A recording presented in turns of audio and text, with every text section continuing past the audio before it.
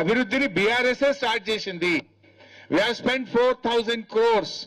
We started developing the Musi project. You continue the process. మీరు ఒక్కటి గుర్తు చేస్తా ఉన్నా, అసలు రేవంత్ రెడ్డి ఏం చేసినా దాని వెనుక రియల్ ఎస్టేట్ వ్యాపారం ఉంటుంది.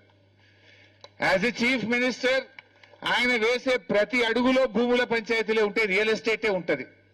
ఒకసారి మీరు గుర్తు తెచ్చుకుంటే 2.5 years of Revanth Reddy rule ఏం చేశాడు చూడండి. హైదరాబాద్ సెంట్రల్ యూనివర్సిటీ భూములు లాక్కుంటాను, దాన్ని వ్యాపారం చేస్తా ప్రయత్నం చేసినాడు. సుప్రీంకోర్టు మొట్టికాయలేసింది. తర్వాత అదే industrial hill TP scam, hill TP పేరు మీద హైదరాబాద్ చుట్టూ ఉన్నటువంటి వేలాది ఎకరాల భూములు కబ్జా పెట్టాలి, రియల్ ఎస్టేట్ వ్యాపారం చేస్తా అని ఒక హిల్ టీపీ స్కామ్ కు తెరలేపినాడు. అది భూములే.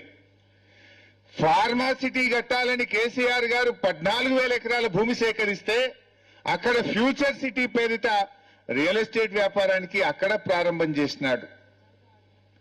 ఈరోజు మూసీ సుందరీకరణ పేరిట ఇవన్నీ ఇండ్లు కూల్చి మీ అందరి భూములు లాక్కొని ఇక్కడ మళ్ళా బడా బడా కార్పొరేట్లకు, ఓ అంబానీకో అదానీకో ఒక మెగా కృష్ణారెడ్డికో ఈ భూములు కట్టబెట్టేటువంటి ప్రయత్నం చేస్తా ఉన్నారు. Again real estate. He has not done anything. ఈ 2.5 సంవత్సరాల రేవంత్ పాలనలో హైదరాబాద్ లో ఒక్క ఇల్లు పేదలకు కట్టింది లేదు. కూల్చిన బతుకులు ఉన్నాయి, కూల్చిన ఇండ్లున్నాయి తప్ప he has not built a single house in Hyderabad.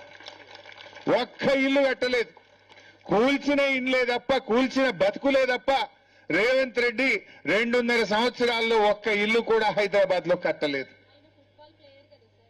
మా చెల్లె ఫుట్బాల్ గురించి గుర్తు చేస్తుంది. ఫుట్బాల్ అంటే గుర్తొచ్చింది. ఇవాళ పిల్లలు చదువుకునే పిల్లలకు ఫీజు రియంబర్స్మెంట్ ఇవ్వమంటే డబ్బులు లేవంటున్నాడు.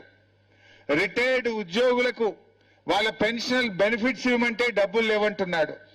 రైతులకు రైతు బంధు ఇవ్వమంటే డబ్బులు లేవంటున్నాడు. గురుకుల పాఠశాలల్లో పేద పిల్లలకు అన్నం పెట్టు కడుపు నిండా అంటే పురుగులు అన్నం పెట్టి 160 మంది పిల్లలు చనిపోవడానికి కారణమైనాడు. మాట్లాడితే డబ్బులు లేవు, నన్ను కోసుక తింటారా అంటాడు. మరి డబ్బులు లేకపోతే 200 కోట్ల రూపాయలు ఖర్చు పెట్టి ఫుట్బాల్ ఆటలు, మెస్సీని తెచ్చి ఫుట్బాల్ ఎక్కడి నుంచి డబ్బులు వచ్చినాయి?